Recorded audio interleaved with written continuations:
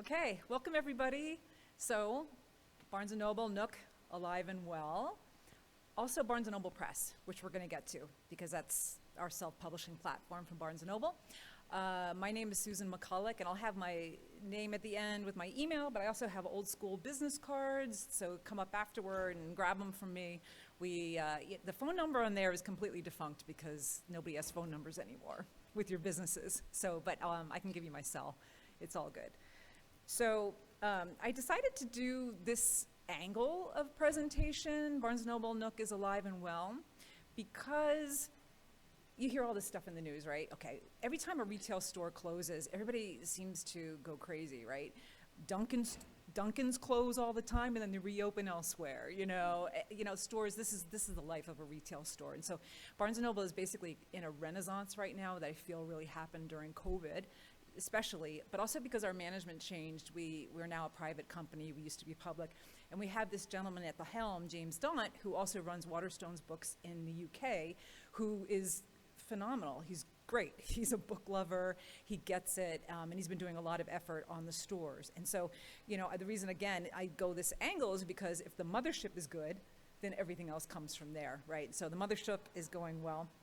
We also are dealing with kind of a you've got mail legacy still in terms of, big Barnes & Noble versus the small indies and stuff. And he's creating more of an indie feel regionally across our stores. So this slide is just about that.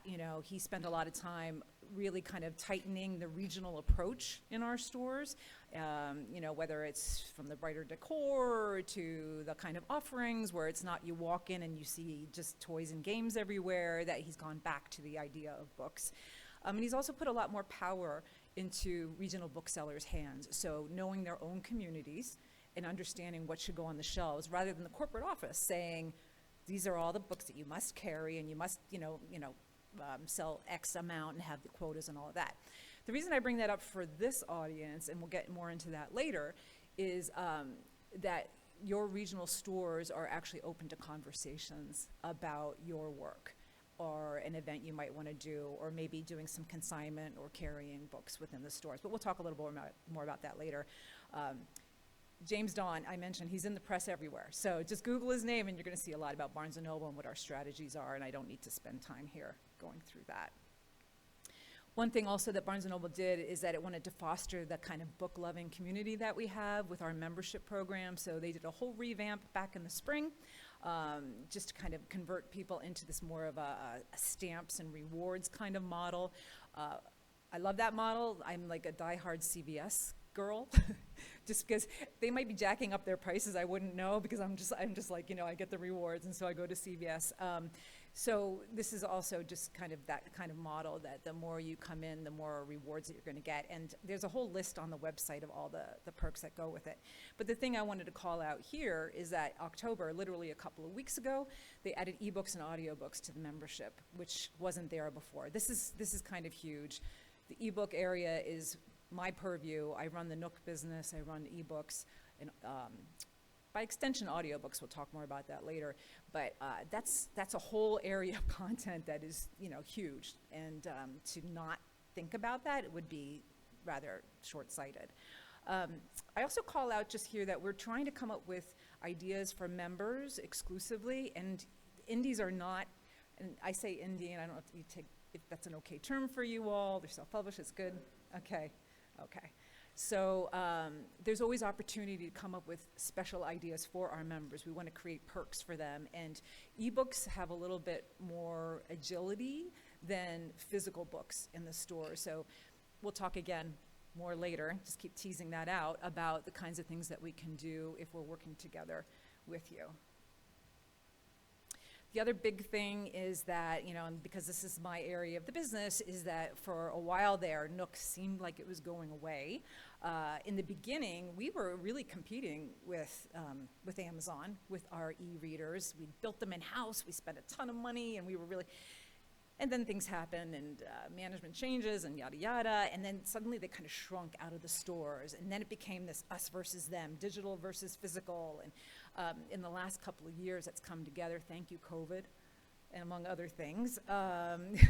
Suddenly, it's like, okay, we do know the value of that business, and it's a different business from print. So Anyway, long story short, we've been adding e-readers and tablets over the course of the last couple of years. We keep adding new ones and showing them in stores, and we've created an end cap to kind of display them in a much more succinct kind of, in a way that customers can come to it and see and test and all of that. So the reason I even bring this up again is that we have a roadmap for future devices, and that's not going away. And by extension, then, eBooks are not going away, right?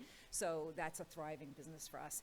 And I just put this little note down here. We have this pearl pink edition that really went over well, and we're going to keep experimenting with color going forward. On this slide, just wanted to call out, audiobooks. We did launch about a year ago with our digital audiobooks offering. That is through a director. Her name's Jennifer Perry. She's amazing, and we work with Findaway. So we are now pulsing that more in our marketing materials, our emails, and inside the stores for the audiobook business, which is really important. Okay, closer to the mic. All right.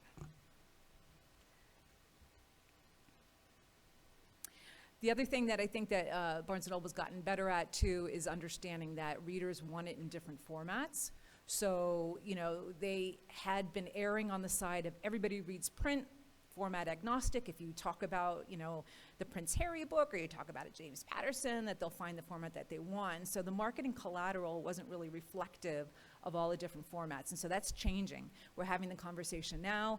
What you're seeing here is things that you're seeing more of, where it's like just re-emphasizing that you can get your content in different ways. It's just a kind of a subtle kind of way of reinforcing.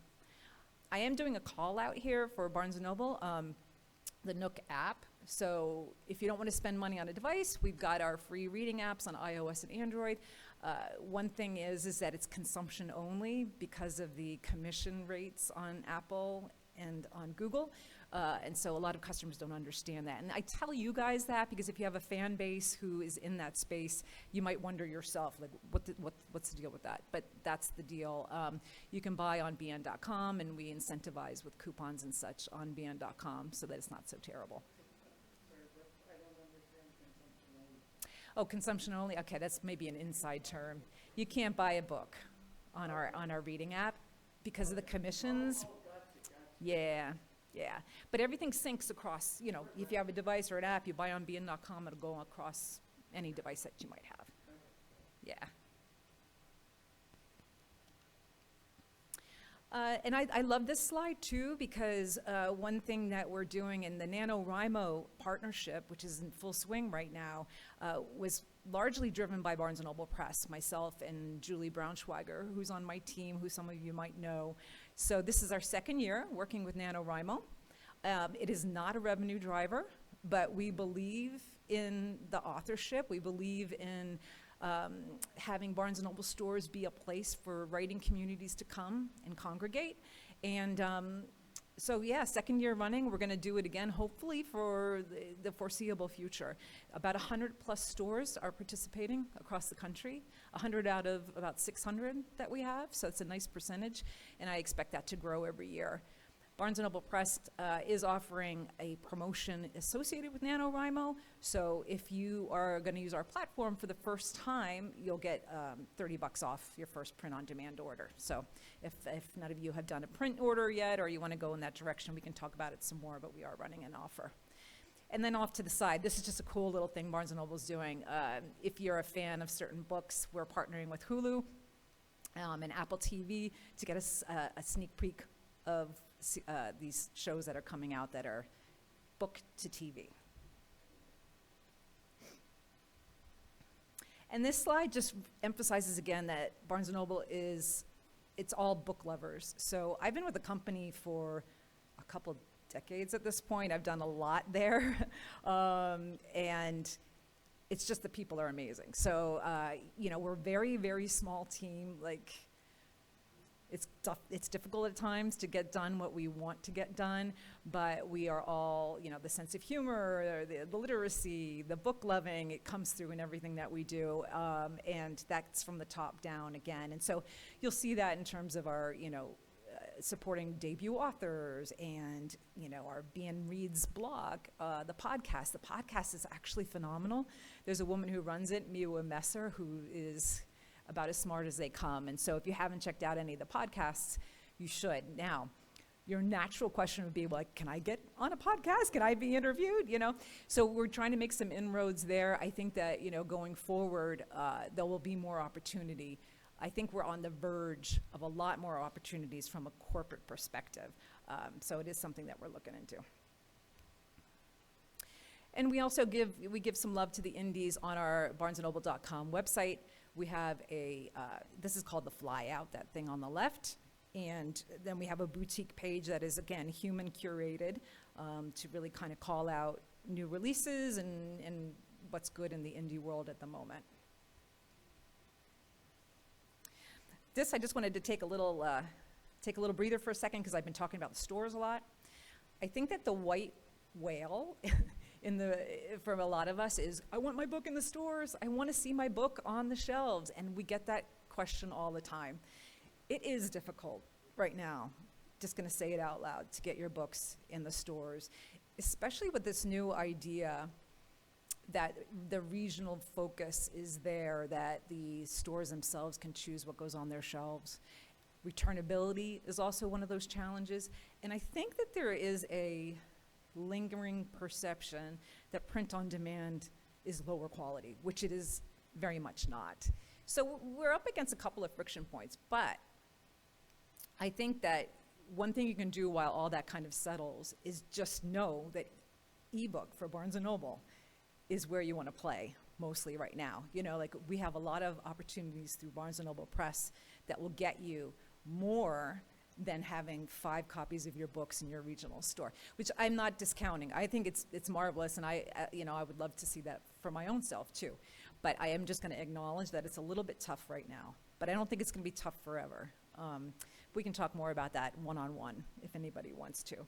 But so ebooks, look, I don't have to tell you what the benefits are, but I did want to say that 60% of readers who read ebooks are 65 and older, according to a recent study.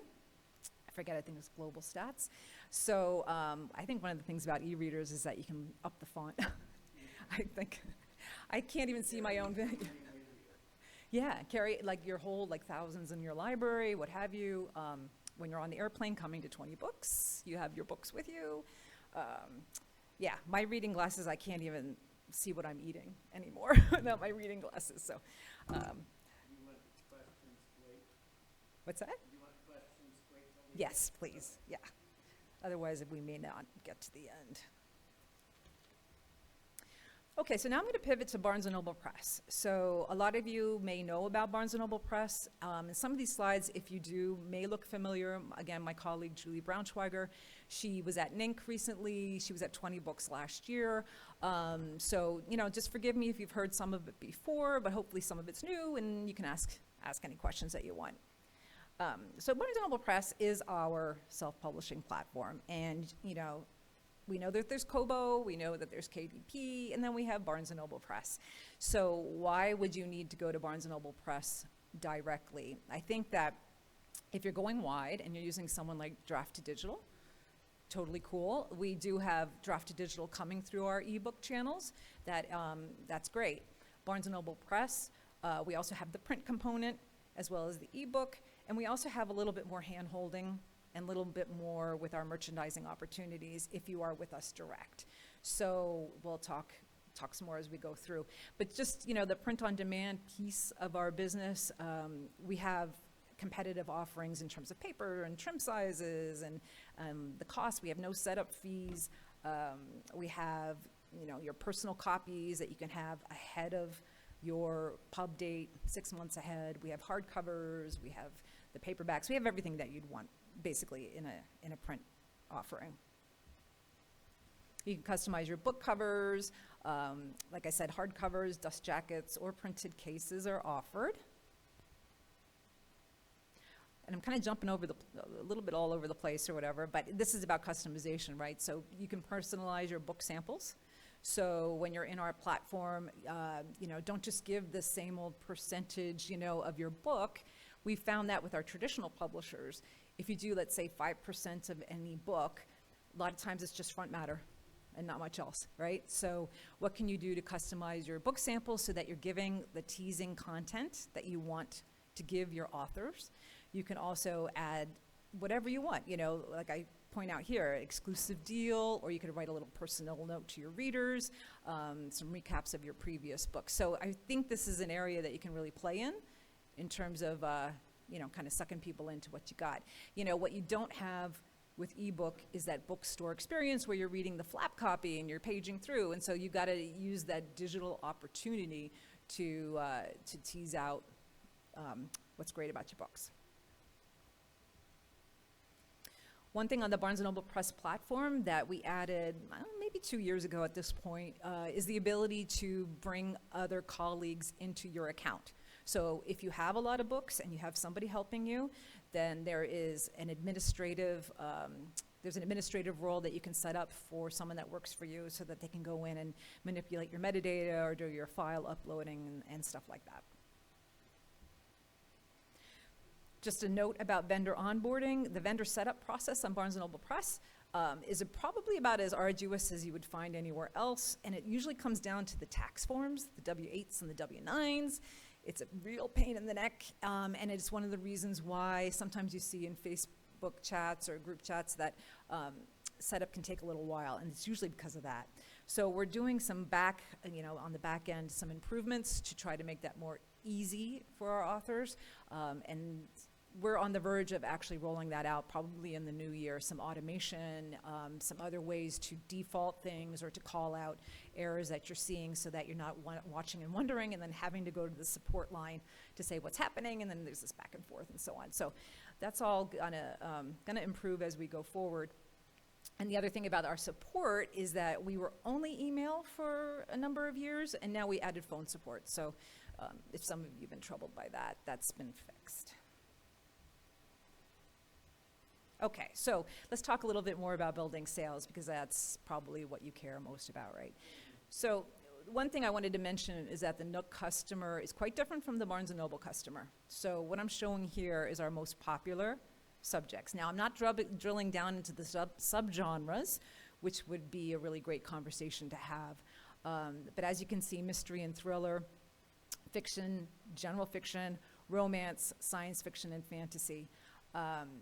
When you think about our popular ebook subjects, you do have to think about print versus audiobook. So every week I look at the top 10, and I'm like, what's print doing, what's ebook doing, what's audiobook doing? On those three lists, generally there's only one crossover title, if that. So the print side is more driven by trends. You know, like, okay, what's being marketed? Is there a movie out? What's coming up? You know, audiobook. Our business is quite small right now, so I don't want to overspeak, but that also can tend to be a little bit trend-driven, but books stay longer on the audiobooks. They're not like flash in the pan and then come back out again. They kind of tend to stay. Like the Jeanette McCurdy book last year, I mean, that just went on and on and on and on and on for obvious reasons. But now on ebook, series, it's all about the series, right? And I don't, you know, I'll call out the big guys, right? A Patterson and a Grisham and a Lee Child and all of those. I mean, oh my gosh, like every single time. It doesn't matter what they do, it's on the bestseller list, et cetera. So on the flip side, I'm calling out the Grishams of the world, right? But on the unit side, and this I hope is encouraging to you, so revenue side, a $14.99 James Patterson book is going to sell a bunch of units. Okay, it's going to be on my bestseller list. Units-wise, generally, about 8 out of 10 every week is an indie author. So a lot of it has to do with price point, but also just the volumes. So we have readers who, they eat it like candy, right? They're just eating. They're consuming. So if you're not making the top bestseller list because of dollars, that volume is going to keep growing over time. You're building that foundation, and it should bear fruit for you. And as I call out here, discerning but loyal. Okay, so we have some devices that go back to 2011. And just recently, literally a couple of days ago, we had to announce that we have to sunset a couple of devices because technology just can't keep up. It's just, so the outrage. We haven't gotten outrage per se, but already some people are like, why is my 2011 device not going to work anymore? You know what I mean? Because they're so loyal. They've been in our ecosystem for 10 plus years, okay? They're not going to Kindle. They're not going to Kobo. Kindle and Kobo, that's no disrespect. They have their own, you know, but don't not think about Barnes & Noble, because those Nook customers can't put the Kindle files on their Nook. They can't put the Kobo files on their Nook. So you have to, you know, think about us as you're thinking about your marketing. You don't want to miss out on that Barnes & Noble customer. And also because I do really believe that our customer is going to keep growing with the rewards and everything else that we're doing going forward. I do call out not to be afraid of higher price points. I think there's a time and a place for the lower price points, but then there's a time and a place for experimentation.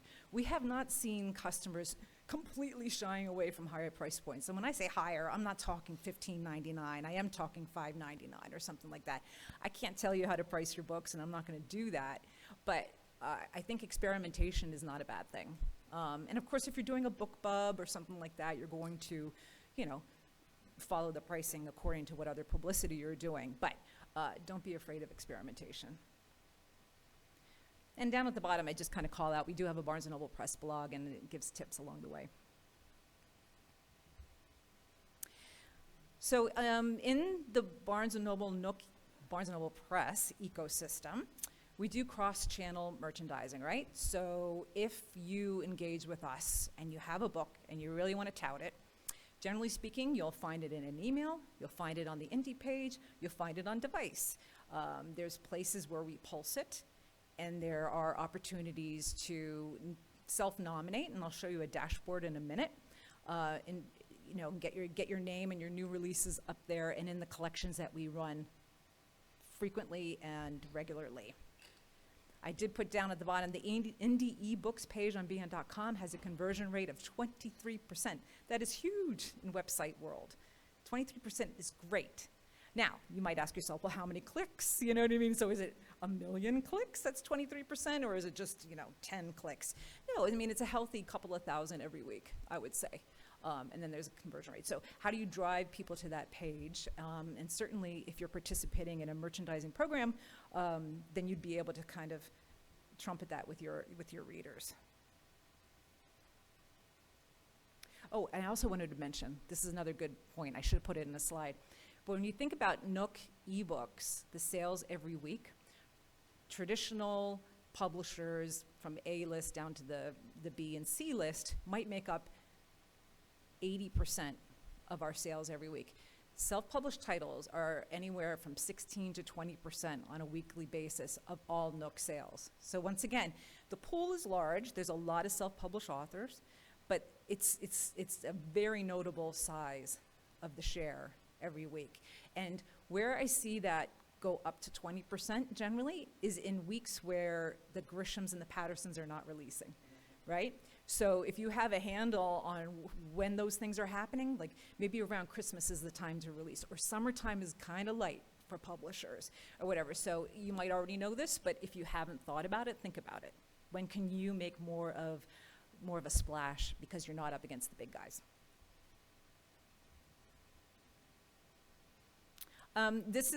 So in the Barnes & Noble Press platform, we have a merchandising dashboard that you can request to be included on, and in there is a do-it-yourself coupon code tool, right? So you can set up your own campaigns, buy one, get ones, exclusive deals, with share buttons and ways to monitor your redemptions. We don't have to be the middleman there.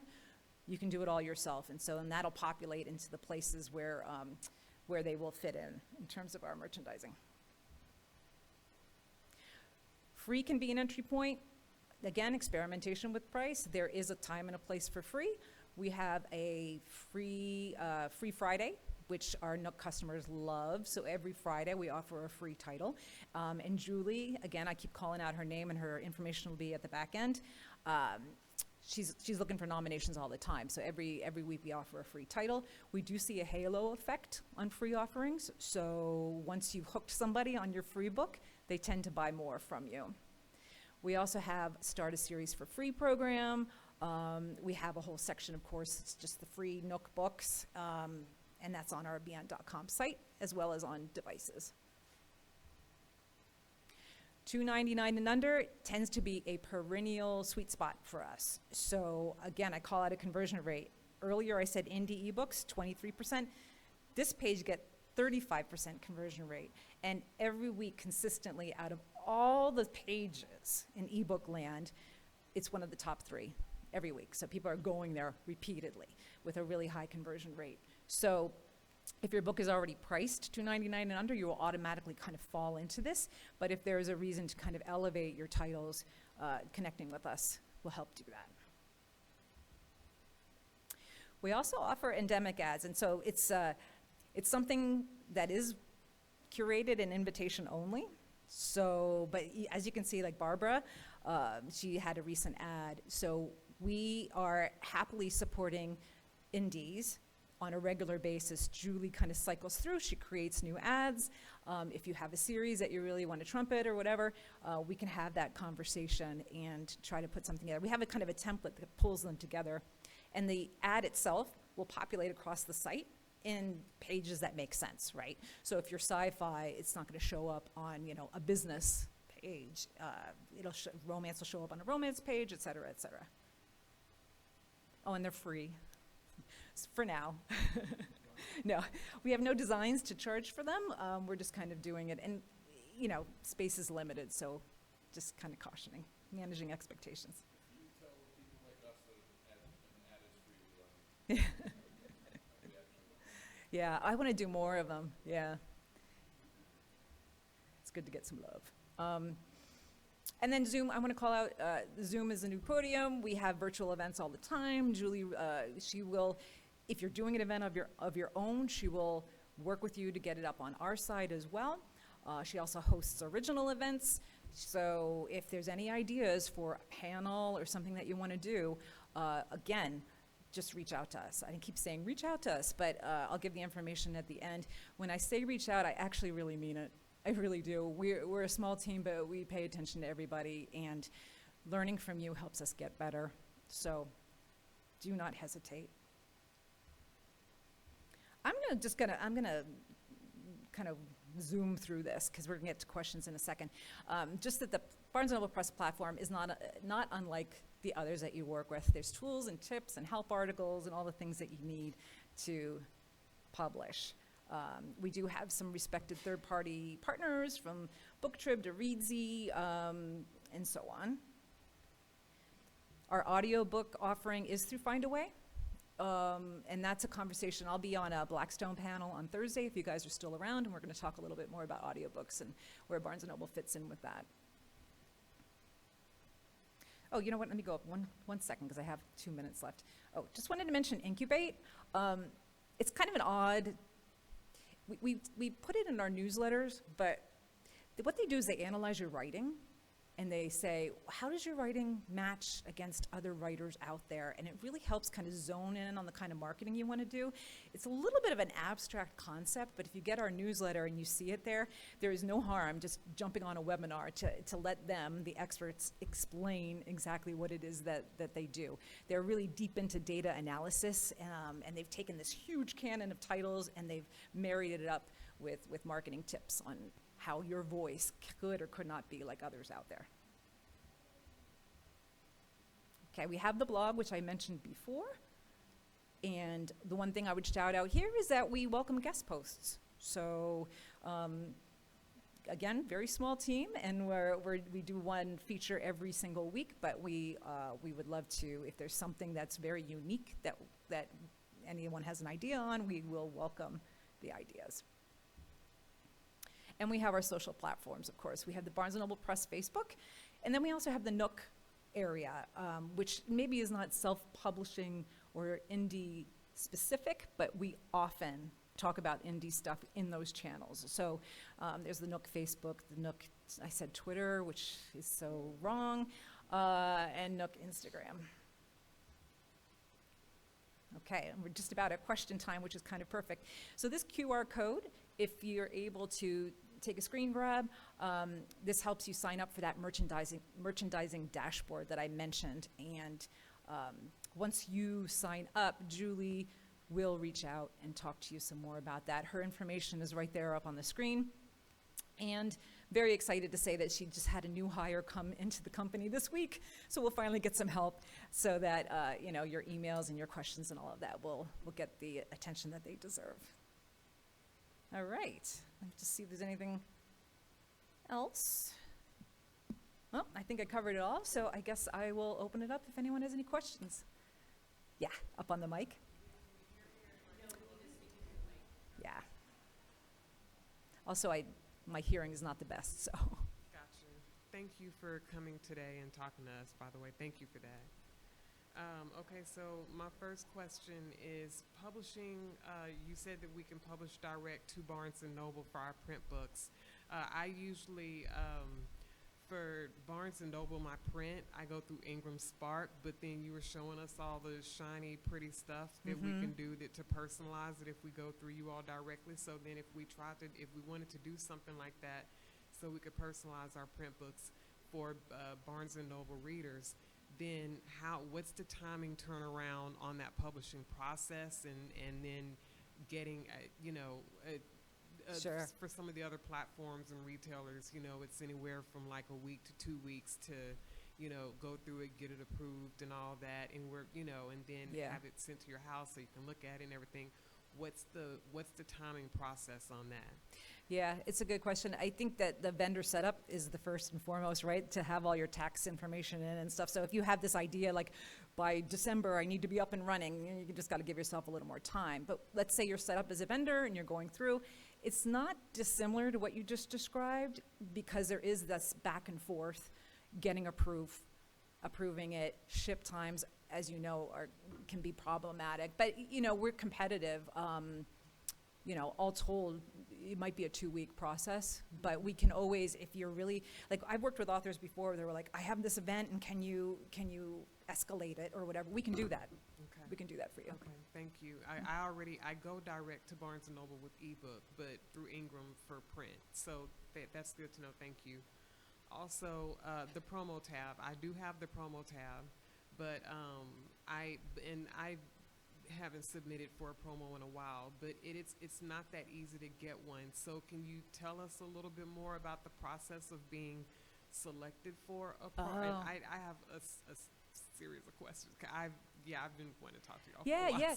So, I mean, I would love to know your particular trouble, like, and when was the last time you did it? Because some things have improved over the last year, I would say. So if you haven't done it in a while, I think we can.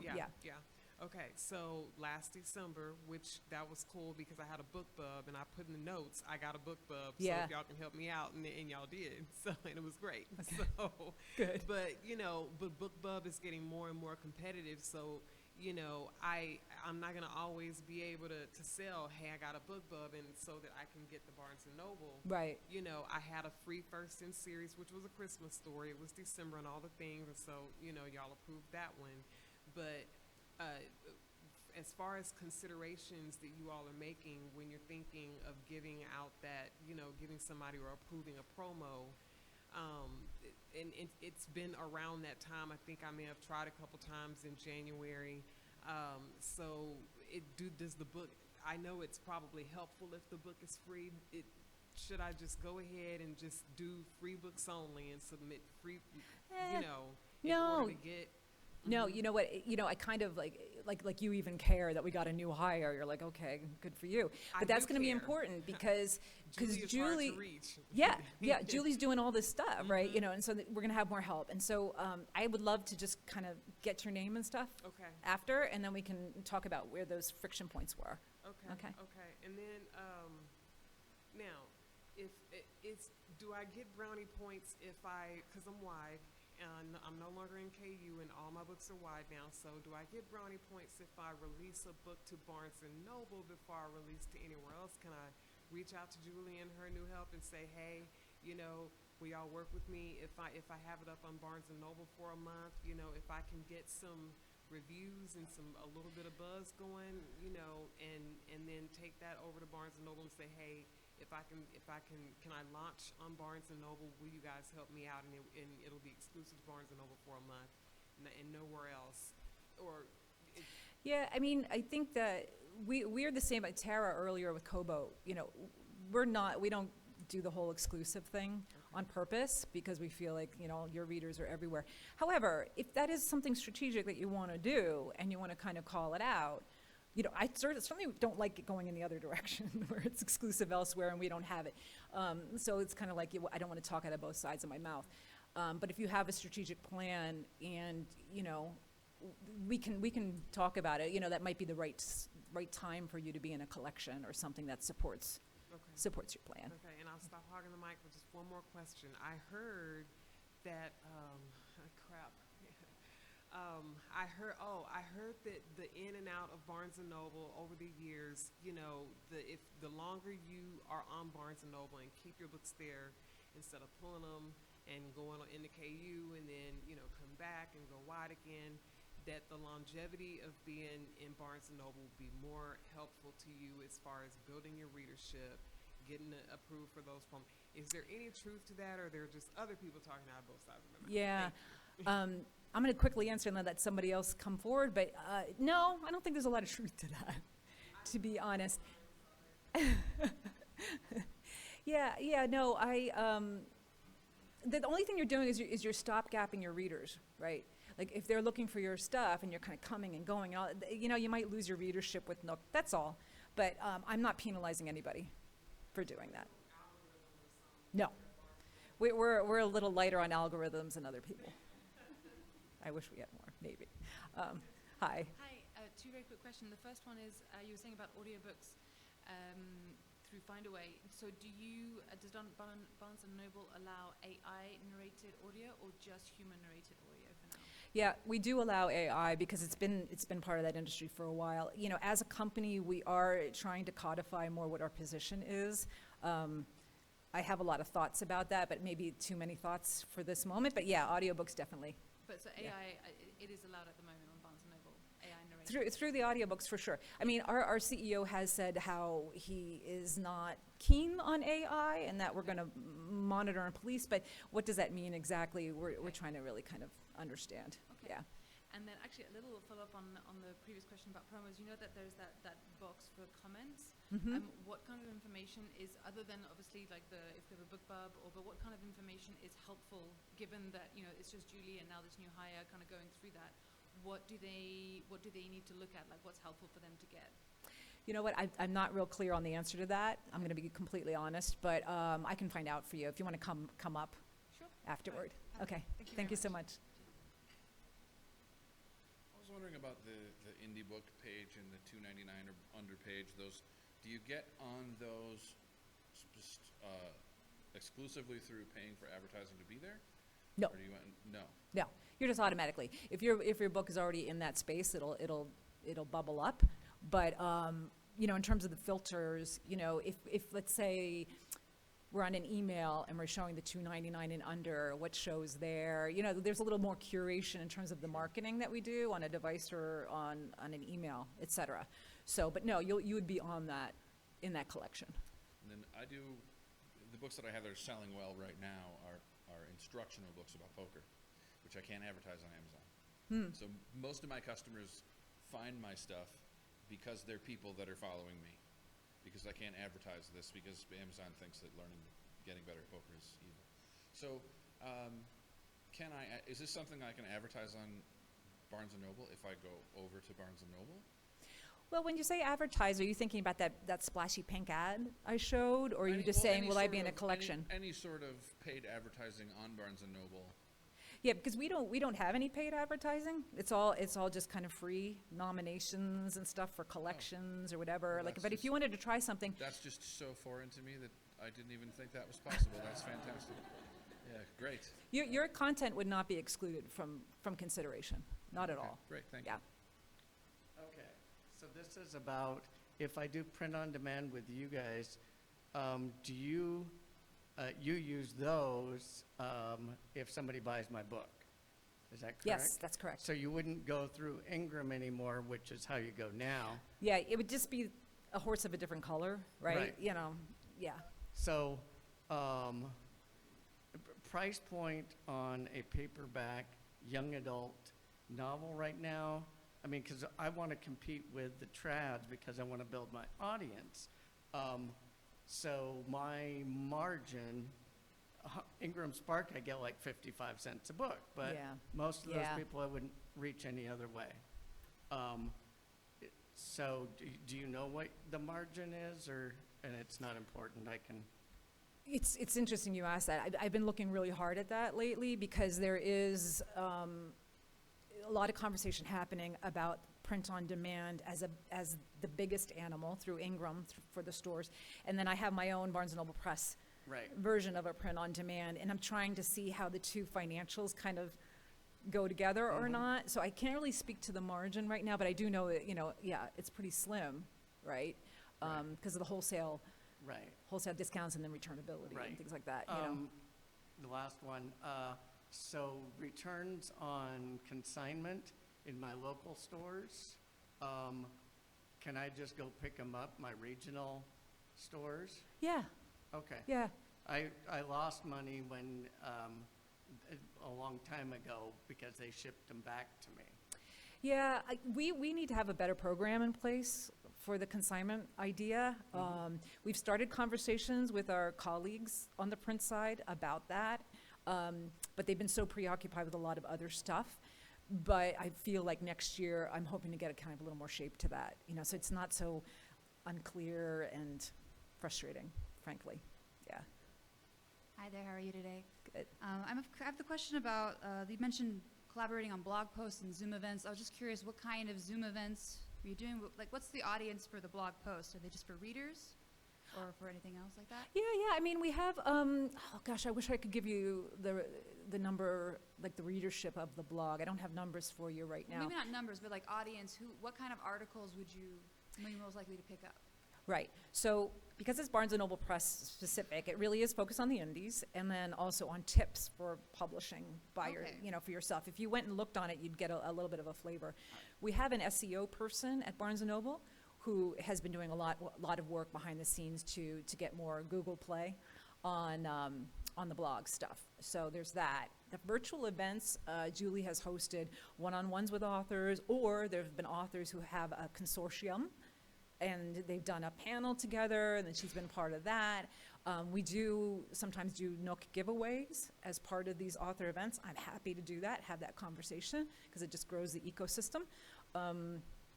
Yeah, we don't make our money on devices as much as we do on the long-term content. Exactly. So, yeah. Okay, so if I write nonfiction aimed at writers to like help them get through writer's block or like develop their plots a little more, would that be something viable to like write a blog post about if it's about the tips, or is that more about the marketing side of things? I'm a bit more on the developmental editing kind of thing. Yeah. I mean, I like the nonfiction angle. I think sometimes we spend too much time on fiction, and we've seen some bumps over the last year or 2 years in nonfiction. Business books, Yeah. in particular, they just every week I'm like, where did that come from? It's really interesting. So I think there is a real audience for it, and so we need to give that the proper due. Okay, cool. Yeah. And so I'll contact Yeah, you. How about that? yeah, you can come see me. Okay, we have one more question. Hi, I published directly with you for both the NOOK book and the print version. I can say that when I first started it up, it took about a week and a half to be fully set up, because you had to wait for some things to be okayed, and then you could progress to the next part. But it wasn't painful at all. And I will say as well that publishing my print book directly with Barnes & Noble is a lot better, I think, than going through Ingram. Because Ingram, for my $16.95 book, I make less than $2. Barnes & Noble, I make about 5.5. So there's a definite difference, and I've got customers who definitely would prefer to buy from Barnes & Noble than from the Rainforest. So Thank you there's for that. saying that. But Yeah. so since that at least is one example. But I just published my book in July. My question is, since I'm still working my way up, building a fan base and so forth, what is something that you would recommend as a first promo with this? I mean, it's military fiction. I'm trying to get that out there. But what would be a good first promo to try for my book? I only have one book out the next